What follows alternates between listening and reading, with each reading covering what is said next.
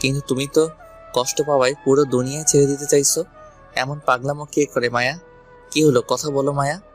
আকাশ একটার পর একটা প্রশ্ন করেই চলেছে, কিন্তু মায়া কোনো কথাই বলছে না। সে চুপচাপ মরা মানুষের মতন পড়ে আছে বেডের উপরে। আকাশ মায়ের কোনো রেসপন্স না পেয়ে মায়াকে আরো শক্ত করে জড়িয়ে ধরে। শুধু তাই নয়, আকাশ মায়ের চোখে মুখে পাগলের মতন চুমু খেতে আরম্ভ করে। মায়া, তোমার কোনো কিছুই হতে দিব না আমি। তোমায় যে করেই হোক সুস্থ করে তুলবো। কলিজা, তুমি শুয়ে শুয়ে রেস্ট করো, আর আমি তোমায় ভালো করার জন্য কাজে লেগে পড়ি। মায়াকে কেবিনে রেখে আমি কেবিনের থেকে বের হয়ে আসলাম। কেবিন থেকে বের হতেই দেখি রাফিকে। আকাশ, তুই কখন এলি? একটু আগেই এসেছি। আচ্ছা বাদ দে এখন এসব কথা। শোন, মায়ার জন্য রক্ত প্লাস কিডনির প্রয়োজন, না হয় তাকে সুস্থ করা যাবে না। কিন্তু এখন এসব কোথায় পাবি? তুই তোর পরিচিতদের কাছে খোঁজ লাগা আর হসপিটালে থাক। আমি অন্যদিকে দেখছি কি করা যায়। হ্যাঁ, আমি হসপিটালে আছি আর খোঁজ লাগাচ্ছি, দেখি কিছু হয় কিনা। রাফিকে হসপিটালে রেখে কিডনির খোঁজে বেরিয়ে গেলাম। অনেক জায়গায় খোঁজ লাগিয়েছি কিডনির জন্য, সমস্ত ছেলেপেলেকেও কাজে লাগিয়েছি। তাদের এত বলেছি যত টাকা লাগবে লাগুক, বাট আমার কিডনি চাই। দরকার হয় যে কিডনি ডোনেট করবে তাকে সারা জীবন আমি বসিয়ে বসিয়ে পালবো, বা যত টাকা ডিমান্ড করুক আমি দিব। কিন্তু 24 ঘন্টা অতিক্রম হয়ে গিয়েছে, কিন্তু কেউ কোনো নিউজ দিল না। কারোর কাছে কোনো নিউজ না পেয়ে হতাশার মাত্রাটা যেন আরো দ্বিগুণ হয়ে গেল। হতাশা নিয়ে হসপিটালে ফিরে এলাম। হসপিটালে আসতেই ডক্টররা জিজ্ঞেস করলো, কিডনির ব্যবস্থা হয়েছে কি? না ডক্টর, কিডনি ব্যবস্থা করতে পারিনি, তবে অনেক জায়গায় খোঁজ লাগিয়েছি। প্লিজ তাড়াতাড়ি ব্যবস্থা করুন, না হয় রুগীকে বাঁচানো মুশকিল হয়ে যাবে। আর হ্যাঁ, রক্ত আমরা ব্যবস্থা করে নিয়েছি। ডক্টর, আমি দেখছি কি করা যায়। হ্যাঁ, তাড়াতাড়ি দেখুন। ডক্টর চলে গেল, কিন্তু আমার ভিতরে যেন তুফান বইছে। আল্লাহ, যদি কিডনির ব্যবস্থা না হয় তাহলে মায়াকে আমার চিরতরে হারাতে হবে। মাথায় যেন কিছুই কাজ করছে না। চুপচাপ দেওয়ালের সাথে হেলান দিয়ে দাঁড়িয়ে আছে। একটু পর রাফি এসে বলল, দোস্ত, কিডনির ব্যবস্থা তো কোনো দিকে থেকে করতে পারছে না, তুই ব্যবস্থা করতে পারলি কি? না রে, আমিও পারিনি। তাহলে এখন কি করবি? দেখি আর কিছুটা সময়, তারপর না হয় কঠোর একটা সিদ্ধান্ত আমাকেই নিতে হবে। মানে কি আকাশ? সেটা সময় হলেই দেখতে পাবি। এখন যা, গিয়ে মায়ার বাবা মাকে দেখ, আর আমাকে কিছুটা সময় একা থাকতে দে। আচ্ছা। রাফি চলে গেল আর আমি সেভাবেই দাঁড়িয়ে আছি, কিন্তু কিছুটা সময় পর আর দাঁড়িয়ে থাকতে পারছি না। পা ব্যথা করছে, তাই সেভাবে মাটির মধ্যে বসে পড়লাম। মায়ার চিন্তায় কিছুই ভালো লাগছে না। আল্লাহ, ওকে কি আমি চিরতর হারিয়ে ফেলবো? এসব ভেবেই কেঁদে দিলাম। কতটা সময় সেইভাবে কেঁদেছি জানি না, তবে যখনই কান্না একটু থেমেছে তখন থেকে আর মাত্র 4 ঘন্টা বাকি আছে। তাড়াতাড়ি উঠে ডক্টরের কাছে চলে গেলাম। কোনো দিক থেকে হয়নি, তবে আপনার জন্য হয়ে গিয়েছে, কারণ আমার থেকে কিডনি একটা ডোনেট করে দিব তাকে। এই যে স্যার, আপনি কি পাগল হয়েছেন? না, আমি পাগল হইনি, আমি কিডনি ডোনেট করবো মায়াকে। সরি স্যার, এটা আমরা পারবো না, কারণ আপনাকে কেউ না চিনলেও আমি ভালো করে চিনি। আপনি আফজাল সাহেবের ছেলে। আমি আপনার থেকে কিডনি নিয়ে রোগীর অপারেশন করলে পরে আমার এই বিপদে পড়তে হবে। না ডক্টর, কিচ্ছুই হবে না। আপনি প্লিজ আমার থেকে একটা কিডনি নিয়ে অপারেশন শুরু করুন। স্যার, আমি পারবো না। আমি এক্সট্রিমলি সরি, কারণ আপনার বাবার কানে এই খবর গেলে তিনি আমাকে সোজা জীবিত পড়তে দেবেন। সো প্লিজ, আপনার থেকে আমি কিডনি নিয়ে রোগীর অপারেশন করাতে পারবো না। তবে হ্যাঁ, আপনি ছাড়া বাকি কেউ এসে যদি বলতো কিডনি নিয়ে রোগীর অপারেশন করাতে, তাহলে আমি নিশ্চিন্তে করতাম, বাট আপনার বেলায় সেটা আমি পারবো না। তাহলে কি আমার মায়াকে আমি বাঁচাতে পারবো না? সে আল্লাহ ভালো জানেন। আকাশ ডক্টরের কথা শুনে মাথা নিচু করে রেখেছে। আজ তার নিজের কাছেই নিজেকে ছোট লাগছে, কারণ আজ তার জন্যই মায়ার এই দুর্দশা। সে যদি মায়াকে মেনে নিত তাহলে আর এমনটা হতো না। ভেতরটা যেন ফেটে যাচ্ছে তার। সে পারছে না মায়ার জায়গায় নিজের প্রাণ দিয়ে দিতে। আকাশ এসব নিয়ে ভাবছে। ঠিক সে সময় ডক্টরের কাছে একটা ফোন আসে। ডক্টর ফোনে কথা শেষ করে আকাশকে বলে, স্যার, কিডনির ব্যবস্থা হয়ে গিয়েছে, এবার আপনি একটু নিশ্চিন্তে থাকুন, হয়তো ভালো কিছুই হবে। কি সত্যি? কিন্তু কে দিচ্ছে কিডনি? সেটা অপারেশনের আগে বলা যাবে না, কারণ তিনি সেটা বারণ করেছেন। আচ্ছা, তাহলে পরেই বলি নেন। এবার আমার মায়ের অপারেশন শুরু করুন। হ্যাঁ, কিছু সময়ের মধ্যে অপারেশন শুরু হবে। কিছু সময় পর ডক্টররা মায়ার অপারেশন চালু করে দিল। দীর্ঘ 3 ঘন্টা পর অপারেশন থিয়েটার থেকে ডক্টর হাসি মুখে বের হয়ে আসে। যাক, আলহামদুলিল্লাহ, রোগীর অপারেশন সাকসেসফুল হয়েছে। এবার আশা করি রোগী ঠিক হয়ে যাবে। সবাই ডক্টরের কথা শুনে খুশিতে আত্মহারা, বিশেষ করে আকাশ, সবাই মায়ার ক্যাবিনের সামনে দাঁড়িয়ে মায়ার জ্ঞান ফিরবার অপেক্ষা করছে। 6 ঘন্টা পর মায়ার জ্ঞান ফিরে আসে। মায়ার জ্ঞান ফিরেছে শুনে সবাই মায়াকে দেখার জন্য উতাল পাতাল হয়ে যায়, কিন্তু ডক্টর বলে দুজন দুজন করে দেখা করতে। তাই শুনতেই মায়ার মা বাবা ক্যাবিনে গিয়ে দেখা করে। অন্যদিকে আকাশ ক্যাবিনের সামনে দাঁড়িয়ে দাঁড়িয়ে ভাবছে, কার এত মহৎ দিল যে শেষ সময় এসে আমার মায়াকে বাঁচিয়েছে। না, একটু গিয়ে ডক্টর থেকে নাম জিজ্ঞেস করি। ডক্টর কে আমার মায়াকে বাঁচিয়েছে? পাশের কেবিনে গিয়ে দেখুন, সে শুয়ে আছে। ডক্টরের কথা মতন পাশের কেবিনে চলে গেলাম। কেবিনে ঢুকতে আমার চোখ জোড়া বড় বড় হয়ে গেল, কারণ বেডের উপরে মরা লাশের মতন করে নাদিয়া শুয়ে আছে। নাদিয়াকে মরা লাশের মতন বেডের উপরে পড়ে থাকতে দেখে কলিজার মধ্যে এক ভয়ানক মোচড় মারে। ও আল্লাহ, এটা কি ঘটলো? সাথে সাথে চোখ জোড়া দিয়ে লবণাক্ত পানি বইতে শুরু করলো। নিজেকে আর স্থির রাখতে পারলাম না, ফুপিয়ে কেঁদে দিলাম। নিজের কাছে এতটা খারাপ লাগছে যে বলে বোঝাতে পারবো না। কারণ মায়ার কেবিনে অনেক মানুষ, অথচ যেই মানুষটা মায়াকে বাঁচালো সে লাওয়ারিসের মতন হসপিটালের বেডে পড়ে আছে। দাঁড়িয়ে দাঁড়িয়ে কান্না করছিলাম। ঠিক তখনই রাফি এসে পিছন থেকে কাঁধের উপরে হাত রাখে। আকাশ, টেনশন করিস না, নাদিয়া ঠিক হয়ে যাবে। তুই কি করে জানলি রাফি নাদিয়ার কথা? কারণ সে আমাকে ফোন করে তোর কথা জানতে চায়, যে তুই বিয়ের অনুষ্ঠান সেরে কোথাও এসেছিলি। শুরুতে আমি তাকে কিছু বলিনি তোর সম্পর্কে, কিন্তু সে অনেক কান্নাকাটি করে পরে বলতে বাধ্য হয়েছি যে তুই মায়াকে নিয়ে হসপিটালে আছিস। তখনই সে আমাকে বলে এটাই তার শেষ সুযোগ নিজেকে প্রমাণ করার। তারপর সে মায়ের জন্য নিজের একটা কিডনি ডোনেট করে দেয়। রাফি কি করে এত বড় একটা কথা তুই আমার থেকে গোপন রাখলি? ভাই মাফ কর আমাকে। আর এখন আগে যা, মায়া তোর খোঁজ করছে। রাফির সাথে আর কথা না বলে মায়ের কেবিনে চলে গেলাম। কেবিনে ঢুকতেই মায়া আমাকে দেখে বেড থেকে উঠে যেতে ধরলো। সাথে সাথে দৌড়ে গিয়ে মায়াকে আটকালাম। এই মেয়ে, কি করছো তুমি? হ্যাঁ, এই অবস্থায় কেউ বিছানা থেকে উঠে? আমাকে বুকে নাও প্লিজ, আমি তোমার বুকে যেতে চাই। মায়া, পাগলের মতন করো না, আগে সুস্থ হও, পরে যা ইচ্ছা হয় করিও। না, আমি এখন তোমার বুকে যাব। অনেক কাঁদিয়েছ আমায় তুমি, আমি এক্ষুনি তোমার বুকে যাব। না হয় কিন্তু আবারও খারাপ কিছু ঘটতে ফেলবো নিজের সাথে। মায়ার কথা শুনে ভেবাচাকা খেয়ে গেলাম। তাই কোনো কিছু না ভেবে তাড়াতাড়ি করে মায়াকে বুকে নিয়ে নিলাম। মেয়েটা আমাকে অনেক খামচে ধরে রেখেছে। আমি নিজের অজান্তে মায়ের কপালে একটা চুমু এঁকে দিলাম। এই মেয়ে, নিজেকে কেউ এমন ঝুঁকির মধ্যে ফেলে? হ্যাঁ, আমার তো মরে যাওয়ার ইচ্ছে ছিল, যেখানে তোমার মতন ভালো মানুষকে চিনতে পারলাম না, যেখানে তোমার মতো মানুষের মন পড়তে পারলাম না, সেই জীবন রেখে আর কি লাভ? মায়া, তুমি কি পাগল হয়ে গেছো? হ্যাঁ, নিজেকে শেষ করে দেওয়ায় কোনো ধরনের ভালোবাসা রয়েছে মায়া?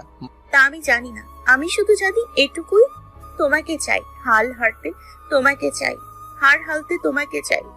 তোমার কপি হলেও চলবে না, শুধু তোমাকেই চাই আমার। আর যদি তোমায় নিজের করে না পাই, তাহলে আবার নিজের জীবন ঝুঁকির মধ্যে ঠেলে দিব। এবার তো বেঁচে গেছি, কিন্তু পাক্কা পরের বার সাকসেস নিব, নিজের অস্তিত্ব দুনিয়া থেকে মিটিয়ে দিব। মায়ের কথা শুনে কি বলবো ভেবে পাচ্ছি না। ধূপধুপানি শুরু হয়ে গেছে বুকের ভিতরে, কারণ মেয়েটাকে যে আমিও অনেক ভালোবাসি। এবার আর নিজের রেশকে আটকে রাখতে পারলাম না। মায়াকে আরো শক্ত করে জড়িয়ে ধরে ওর উষ্ণ ঠোঁটগুলোতে নিজের ঠোঁট ডুবিয়ে দিলাম। সে আমার কাণ্ড দেখে চোখ বড় বড় করে ফেলে, কিন্তু আমি মায়ের ঠোঁটের উষ্ণতা নিয়েই চলেছি। কিছুক্ষণ পর মায়াকে ছেড়ে দিলাম। মায়া, আজকের পর যাতে অমন ধরনের কাজ করতে না দেখি। বললাম তো, তুমি যদি আমার হয়ে থাকো তাহলে অমন ভুল আর কোনো দিনও আমি করব না। মায়া, আমি তোমার আছি আর তোমারই থাকবো। মাঝে কি হয়েছে সেসব কিছুই ভুলে যাও। আচ্ছা। মায়াকে বুকের সাথে জড়িয়ে ধরে নিয়ে বসে আছি। ঠিক তখনই একজন ডক্টর আর কিছু নার্স রুমের মধ্যে ঢুকে। এই যে স্যার, পাশের রুমে সেই পেশেন্টের অবস্থা তো ক্রমশ খারাপ হতে চলেছে। যেখানে কিছু হলে এনার হওয়ার কথা ছিল, কারণ তিনি ঝুঁকিপূর্ণ অবস্থায় ছিলেন। সেখানে যার কোনো সমস্যা নেই, তিনি বিপদগ্রস্ত হলেন। ডক্টরের কথা শুনে আবারও কলেজাটা মোচড় দিয়ে উঠলো, কারণ এতটা সময় মায়ের দিকে ফোকাস করাই নাদিয়ার কথা একদম ভুলেই গিয়েছিলাম। কিন্তু এখন আবার ডক্টর এসে নাদিয়ার কথা মনে করিয়ে দিল। ডক্টর, প্লিজ আপনার নাদিয়াকে দেখুন। যে কোনো মূল্যে নাদিয়াকে সুস্থ হওয়া চাই।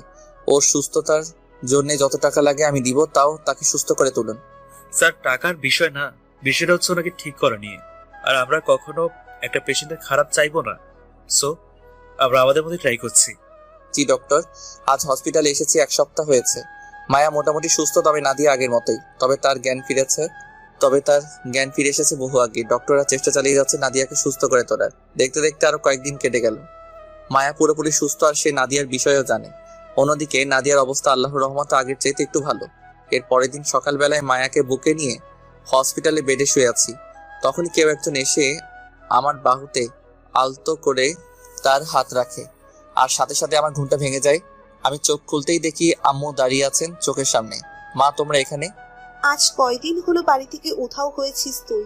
তোর কি কোনো আক্কেল জ্ঞান আছে? তাই আমরাই চলে এসেছি। কে কে এসেছে? তোর বাবা আমি সবাই এসেছি, আর সাথে নাদিয়ার বাবা মারাও এসেছে। ও, কিন্তু তুই একটা কথা বলতো আমায়, যে তুই আমাদের মায়ার বিষয়ে কিছু জানাসনি কেন? মা, তখন তার সাথে আমার একটু সমস্যা চলছিল, তাই জানাইনি। দেখলি, এই না জানানোর জন্য কত কিছু পোহাতে হলো আমাদের।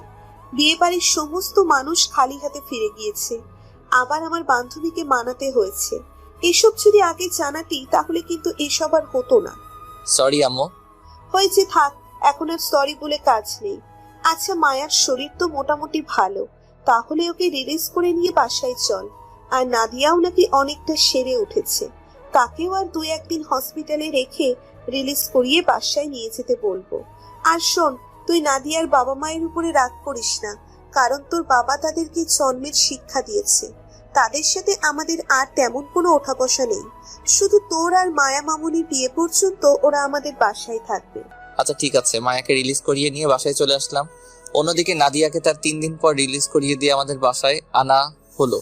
মা বাবার কথা মতন তাদের উপরে কোনো রিভেন্সি উঠাবো না আমি, তবে নাদিয়ার সাথে আমার কিছু বোঝাপড়া আছে। বাসায় সিকিউরিটি টাইট করা হয়েছে নাদিয়ার বাবা মায়ের জন্য, যাতে করে তারা কোনো কিছুই করতে না পারে। এইভাবে আরো 2 দিন কেটে গেল। 3 দিনের মাথায় বিকাল বেলায় ছাদে ওঠার জন্য রুম ছেড়ে বের হয়েছি। তখনই দেখি নাদিয়া তার রুমের সামনে চেয়ার নিয়ে মনমরা হয়ে বসে আছে।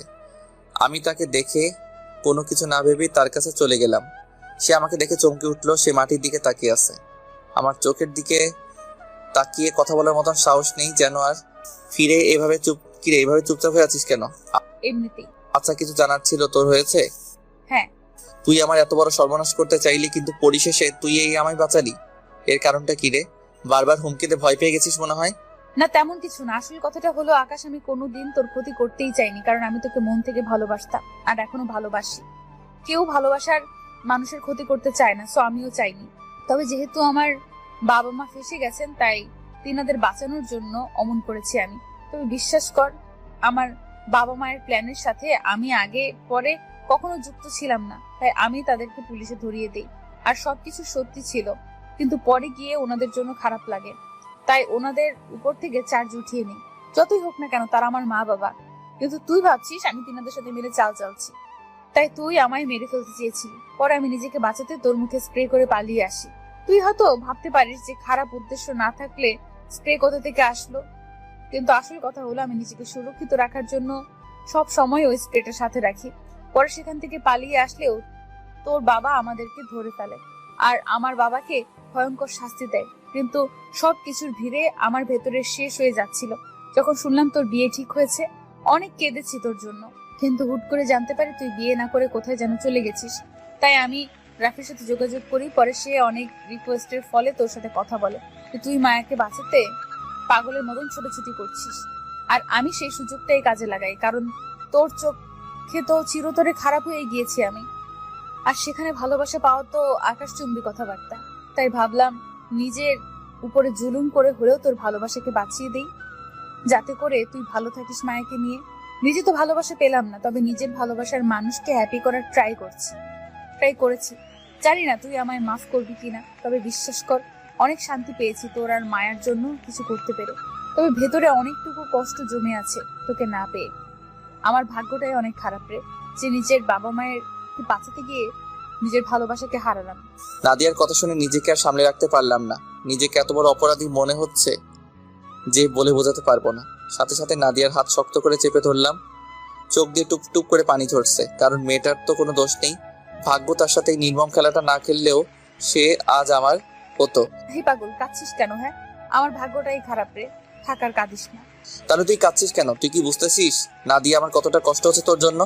আকাশ থাক, আর আফসোস করিস না, উপরওয়ালা ফয়সালা এমনটাই হয়। নাদিয়া, আমি জানি না উপরওয়ালার ফয়সালাটা কেন এমন ছিল, তবে আমি তোর সাথে মরণ পর্যন্ত বন্ধুত্ব রেখে যাব। সব সময় তোর সাথে আছি আমি। আমিও তোকে সারা জীবন বন্ধু হিসেবে মেনে নিব। নাদিয়ার সাথে আরো অনেকটা সময় কথা বলে রুমে চলে আসলাম। ছাদে আর যাওয়া হলো না। অন্যদিকে মায়াকে আমুর রুমে শিফট করা হয়েছে বিয়ের আগ পর্যন্ত। দেখতে দেখতে সমস্ত কিছু ঠিক হয়ে গেল। 3 দিন পর আমার আর মায়ের বিয়ে। সবার মতামত নিয়েই আমাদের বিয়ে। সবার মতামত দিয়ে আমাদের বিয়ে ঠিক হলো। বাড়িতে আবার মেহমান আসতে শুরু করলো। এইভাবে বিয়ের দিন চলে আসে। অনেক জাঁকজমকভাবে আমার আর মায়ের বিয়েটা হয়েছে। অন্যদিকে নাদিয়া ভাগ থেকেই আমার আর মায়ের বাসর সাজিয়ে রেখেছে। রাতের 12:30। মায়া বাসর ঘর দেখলে করে নিয়েছে। এখন খালি আমার প্রবেশ করা বাকি। আমি বাসর ঘরে প্রবেশ করতেই মায়া দৌড়ে এসে আমার পায়ে ধরে সালাম করতে চাইলো। ওই আমিও প্রত্যেকবারের মতন মায়াকে পা ছুঁতে দিলাম না। মায়াকে বুকে জড়িয়ে নিলাম, কিন্তু সে জড়িয়ে নেওয়া বেশিক্ষণ স্থায়ী হলো না। মায়া আমায় ধাক্কা দিয়ে বিছানায় ফেলে দিল, তারপর আমার বুকে উঠে গেল। মায়া, কি করছো কি তুমি? প্রতিশোধ নিচ্ছি। কিসের প্রতিশোধ? আমায় যে কাঁদিয়েছিস সেই প্রতিশোধ। মায়া আকাশের উপরে একদম শাড়ি গাড়ি গহনাগাটি সব সহ নিয়ে ঝাঁপিয়ে পড়ে। তারপর আকাশকে জড়িয়ে ধরে ওর ঠোঁট জোড়া নিজের দখল করে নেয়। অন্যদিকে আকাশ তো পুরোই অবাক মায়ের কাণ্ড দেখে, কারণ সে শুনেছে পুরুষরা বাসর ঘরে মেয়েদের লজ্জা ভাঙায়, কিন্তু এখানে তো তার উল্টো হচ্ছে। এ যেন কোনো এক বউ তার স্বামীর সাথে বাসর করছে। মায়া আকাশের ঠোঁটে চুমু খেতে খেতে ঠুস করে একটা কামড় বসিয়ে দেয়, আর কামড়ের প্রতিক্রিয়া এমন ছিল যে আকাশের ঠোঁট কেটে রক্ত বের হয়ে যায়। কিন্তু মায়ার কোনো হুঁশ জ্ঞান নেই, সে চুমু খেয়েই চলেছে। আর আকাশ অসহায়ের মতন বিছানায় শুয়ে আছে। এই যেন এক নারী বাসর। কিন্তু আকাশও কম না। মায়া তো শুধু তার ঠোঁট স্পর্শ করছে, কিন্তু আকাশ মায়ার পুরো শরীর স্পর্শ করতে শুরু করে। এবার মায়া পুরোপুরি পাগল হয়ে যায়। সে শরীরের সমস্ত শক্তি দিয়ে আকাশকে নিজের বাহুডোরে জড়িয়ে ধরে। এই ভালোবাসার মুহূর্তে যেন কবু শেষ না হয় তাদের জীবন থেকে। অটুট থাকুক সকল ভালোবাসার সম্পর্কগুলো, অটুট থাকুক সকল প্রেমিকদের মনের ভালোবাসা। এভাবেই শেষ হলো আরো একটা গল্প কাহিনী।